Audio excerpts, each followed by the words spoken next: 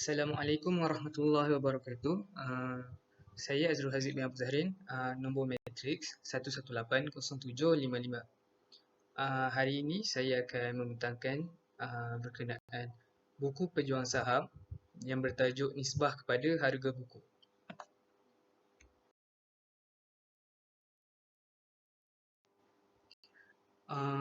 Baiklah, ini ialah maklumat penerbit. Penulis saya Azrul Haziq bin Abdul Zahrin dan lecturer saya Profesor Madya Dr. Nur Adli Rizwan Shah bin Muhammad Dali. Cetakan pertama pada Mac 2021 diterbitkan oleh Ultra Consulting Research and Training, dan boleh hubungi melalui email ultraresearchtraining@gmail.com dan email saya azrulhaziqzahrin@gmail.com.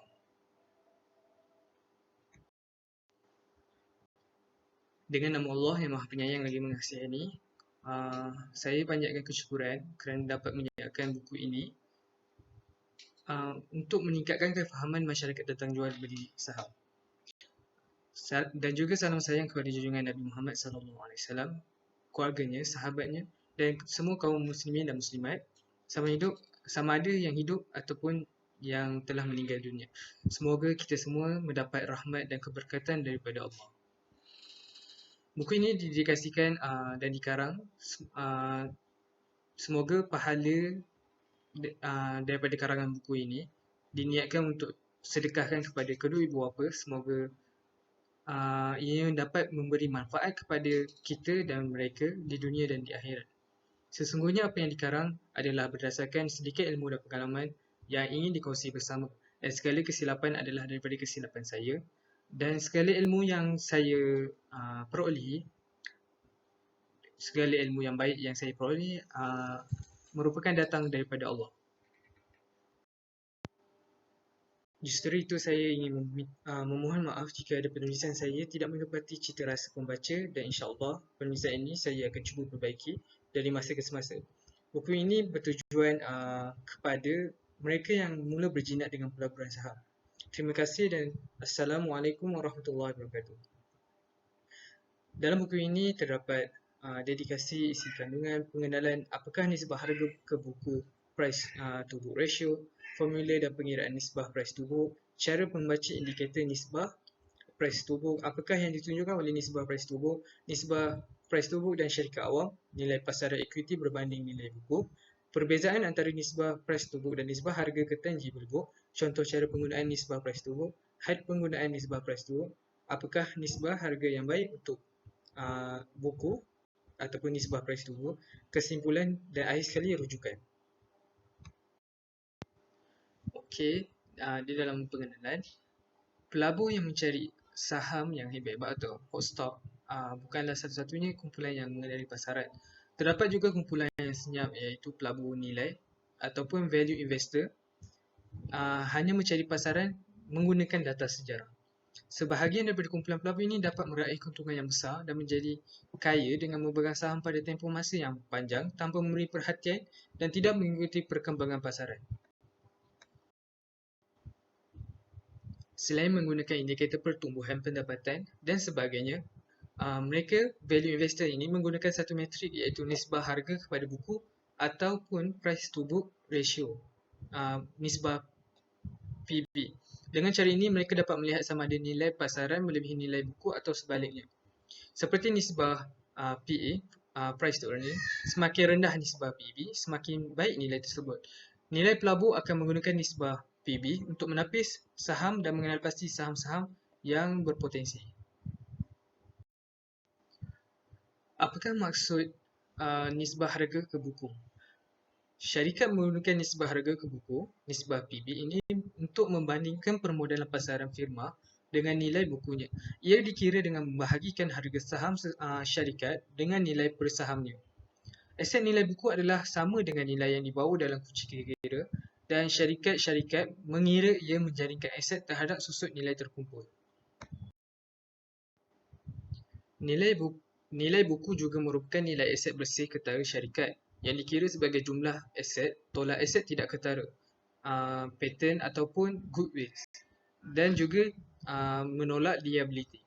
Untuk pengeluaran awal pelaburan, nilai buku mungkin bersih atau kasar permajalan atau kasar perbelanjaan seperti biaya perdagangan, cukai penjualan dan caj perkhidmatan. Sebilangan orang uh, Sebilangan orang mungkin mengetahui nisbah ini dengan nama yang kurang biasa iaitu nisbah harga ekuiti.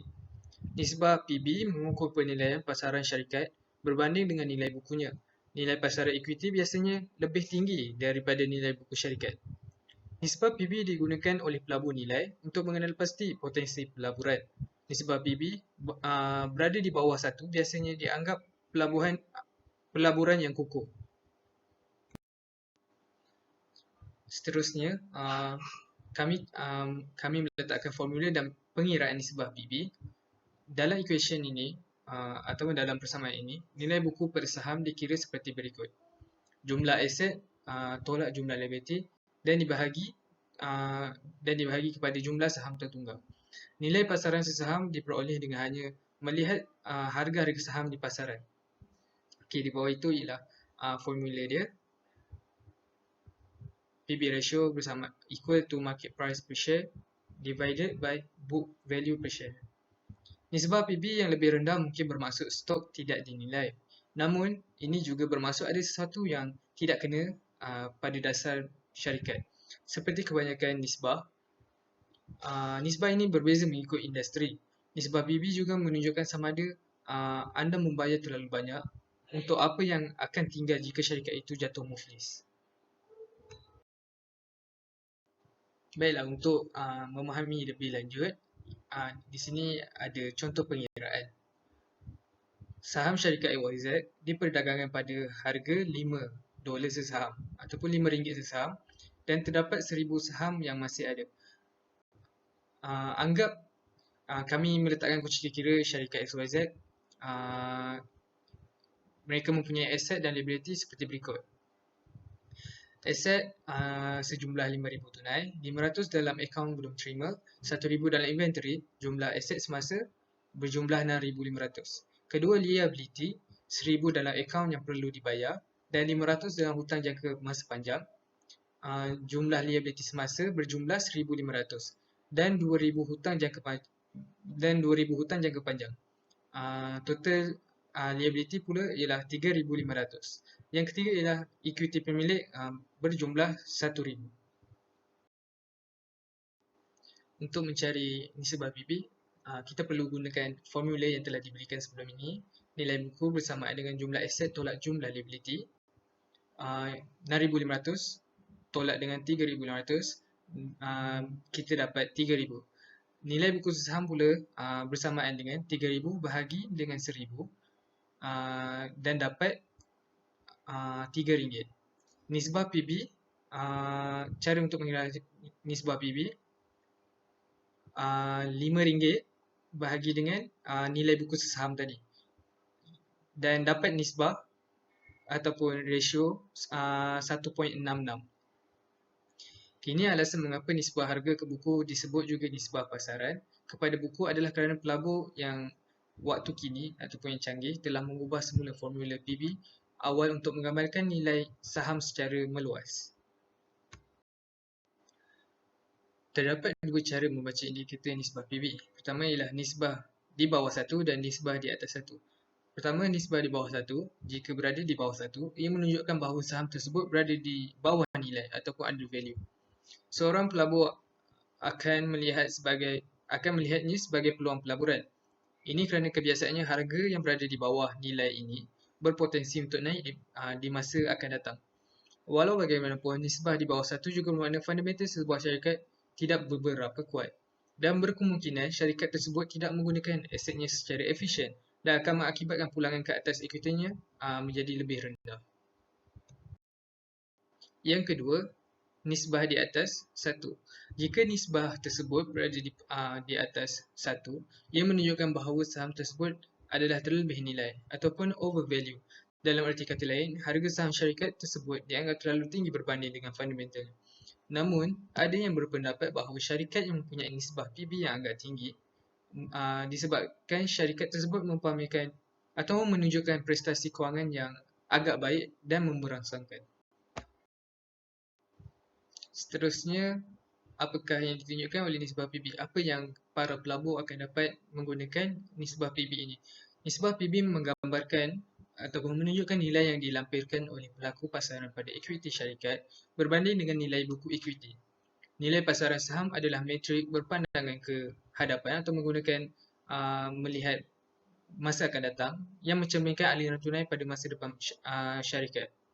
Nilai buku ekuiti adalah ukuran perakaunan berdasarkan prinsip kos bersejarah dan mencerminkan terbitan ekuiti masa lalu, ditambah dengan sebarang keuntungan atau kerugian dan dikurangkan oleh dividen dan pembelian balik saham. Nisbah harga ke buku membandingkan nilai pasaran syarikat dengan nilai bukunya. Nilai pasaran syarikat adalah harga sahamnya dikalikan dengan jumlah saham tertunggak. Nilai buku adalah aset bersih syarikat. Dengan kata lain, jika syarikat mencairkan semua asetnya dan melunaskan semua hutangnya, nilai yang tinggal akan menjadi nilai buku syarikat. Nisbah PB memberikan pemeriksaan realiti yang berharga bagi pelabur yang mencari pertumbuhan dengan harga yang berpatutan dan sering dilihat bersamaan dengan pulangan ekuiti, petunjuk pertumbuhan yang iaitu nisbah petunjuk pertumbuhan yang boleh dipercayai. Perbezaan besar antara nisbah PB dan return on equity sering menimbulkan bendera merah pada syarikat. Stok pertumbuhan yang terlalu tinggi sering menunjukkan kombinasi nisbah ROE rendah dan PB yang tinggi. Sekiranya ROE syarikat berkembang, nisbah PB-nya juga ikut meningkat. Seterusnya ke bahagian nisbah PB dan syarikat awam. Ianya sukar untuk menentukan nilai numerik tertentu dari nisbah harga ke buku PB ketika menentukan sama ada stok di nilai rendah dan oleh itu adakah pelaburan itu pelaburan yang baik. Analisa nisbah boleh berbeza mengikut industri. Nisbah PB yang baik untuk satu industri mungkin nisbah yang rendah untuk industri yang lain. Ini sangat berguna untuk mengenal pasti berapa parameter umum atau julat untuk nilai PB dan kemudian mempertimbangkan pelbagai faktor dan ukuran penilaian lain yang lebih tepat untuk mentafsir nilai PB dan meramalkan potensi syarikat dari segi pertumbuhannya. Nisbah PB ini menjadi satu favorit oleh pelabur nilai selama beberapa dekad dan telah digunakan secara meluas oleh penganalisa pasaran. Secara teorinya, sebarang nilai di bawah 1.0 dianggap PB yang baik untuk pelabur nilai. Ia menunjukkan saham yang berpotensi dinilai rendah, walau bagaimanapun, pelabur nilai sering menganggap saham dengan nilai PB di bawah 3.0 sebagai penanda aras mereka. Seterusnya, nilai pasaran ekuiti berbanding nilai buku. Oleh kerana konvensyen perakaunan mengenai perlakuan kos tertentu, nilai pasaran ekuiti biasanya lebih tinggi daripada nilai buku syarikat, sehingga menghasilkan nisbah PB di atas 1. Dalam keadaan tertentu, dari segi masalah kewangan, kemuflisan atau kejatuhan pendapatan kuasa, nisbah PB syarikat boleh turun di bawah paras nilai 1. Oleh kerana prinsip perakaunan tidak mengenali aset tidak ketara seperti nilai jenama, kecuali syarikat memperolehnya melalui pemerolehan, syarikat membebankan semua kos yang berkaitan dengan membuat aset tidak ketara dengan segera. Sebagai contoh, syarikat mesti membelanjakan penyelidikan dan kebanyakan kos pembangunan, mengurangkan nilai buku syarikat. Walau bagaimanapun, pengeluaran R&D ini dapat membuat proses pengeluaran yang unik untuk syarikat atau menghasilkan paten baru yang dapat menghasilkan pendapatan royalti pada masa akan datang. Baiklah, kita terus ke bahagian perbezaan antara nisbah PB dan nisbah harga ke tangible book. Berkait rapat dengan nisbah PB adalah nisbah harga buku dengan nilai ketara, PTBB. Yang terakhir adalah nisbah penilaian yang menyatakan harga sekuriti dibandingkan dengan nilai bukunya yang keras, fizikal atau nyata, seperti yang dilakukan dalam kunci kira-kira syarikat. Nombor nilai buku ketara adalah sama dengan jumlah nilai buku syarikat kurang daripada nilai aset tidak ketara. Aset tidak ketara boleh menjadi item seperti paten, harta intelek dan goodwill ataupun muhibah. Ini mungkin merupakan ukuran penilaian yang lebih berguna ketika pasaran menilai sesuatu paten dengan cara yang berbeza atau jika sukar untuk meletakkan nilai pada aset tidak ketara tersebut. Baiklah, saya juga ada meletakkan contoh cara penggunaan nisbah bibit dalam satu situasi. Anggap bahawa satu syarikat ini mempunyai 100 juta aset pada kunci kira-kiranya dan 75 juta dalam liability-nya. Nilai buku syarikat itu akan dikira hanya 25 juta, iaitu 100 juta tolak 75 juta. Total asset tolak total liability. Sekiranya terdapat 10 juta saham tertunggak, setiap saham akan mewakili 2.2 ringgit 50 sen nilai buku. Sekiranya harga saham adalah RM5, maka nisbah PB adalah 2 kali 5 bahagi RM2.50. Ini menggambarkan bahawa harga pasaran dinilai 2 kali ganda dari nilai bukunya.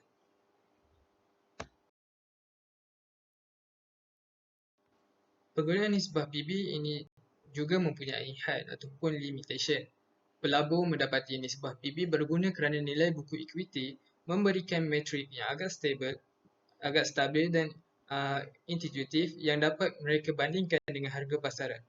Nisbah PB juga dapat digunakan untuk firma dengan nilai buku positif dan pendapatan negatif kerana pendapatan negatif menjadikan nisbah harga ke pendapatan tidak berguna. Dan terdapat lebih sedikit syarikat dengan nilai buku negatif daripada syarikat dengan pendapatan negatif. Walau bagaimanapun, apabila piawai perakaunan yang diterapkan oleh syarikat berbeza, nisbah PB mungkin tidak dapat dibandingkan, terutama untuk syarikat dari negara yang berbeza. Selain itu, nisbah PB kurang berguna bagi syarikat perkhidmatan dan teknologi maklumat kerana mereka mempunyai sedikit aset ketara pada kunci kira-kira. Akhirnya, nilai buku boleh menjadi negatif kerana rangkaian pendapatan negatif yang panjang, menjadikan nisbah PB tidak berguna untuk penilaian relatif. Masalah lain yang berpotensi dalam penggunaan nisbah PB berpunca dari kenyataan seperti permulaan aset pada baru-baru ini, penghapusan aset pada baru-baru ini, atau pembelian balik saham dapat memutarbalikkan nilai-nilai buku dalam persamaan. Dalam mencari saham yang tidak dinilai, pelabur harus mempertimbangkan beberapa langkah penilaian untuk melegakan nisbah PB. Okey, bagaimana untuk mengetahui nisbah harga yang baik untuk buku? Sebilangan besar syarikat mempunyai nisbah harga buku lebih besar daripada satu. Ini bermaksud nilai pasarannya lebih tinggi daripada nilai bukunya. Ada dua sebab kenapa perkara ini berlaku. Pertama, pelabur bersedia membayar premium melebihi nilai buku sekiranya syarikat dijangka menjana pendapatan yang lebih pada masa akan datang. Pendapatan yang diramalkan ini mengesahkan para pelabur untuk membayar lebih untuk syarikat ini daripada nilai buku syarikat tersebut atau aset bersih syarikat. Kedua ialah nilai buku syarikat mungkin tidak menggambarkan harga saham semasa. Apakah yang dimaksudkan dengan dua sebab yang sebelum ini? Katakan nilai aset pada kunci kira-kira syarikat sering mencerminkan apa yang syarikat bayar untuk aset tersebut.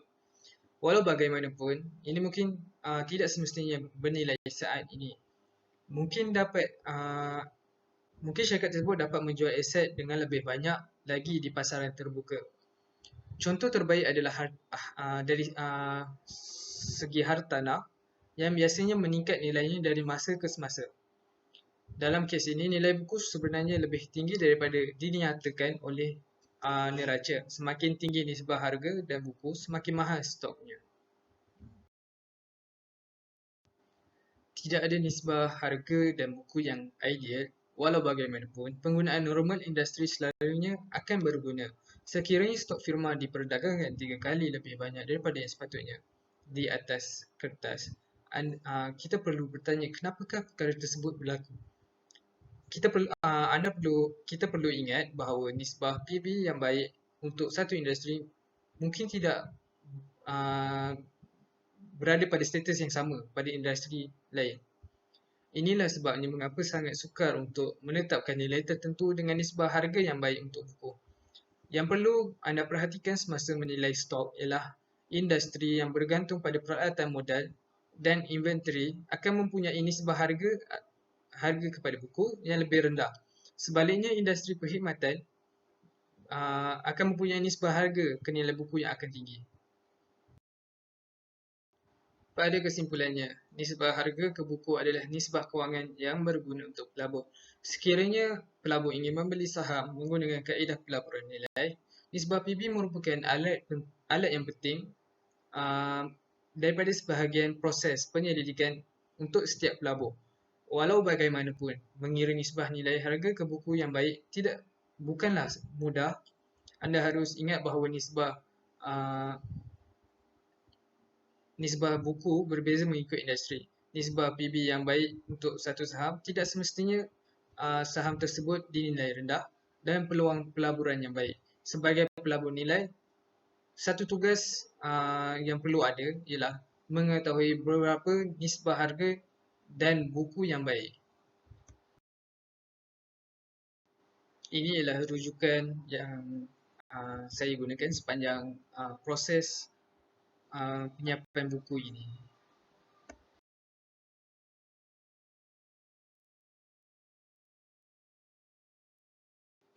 Baik, ini saja daripada saya. Apa yang saya sampaikan harapnya dapat memberi manfaat kepada orang lain. Terima kasih dan Assalamualaikum warahmatullahi wabarakatuh.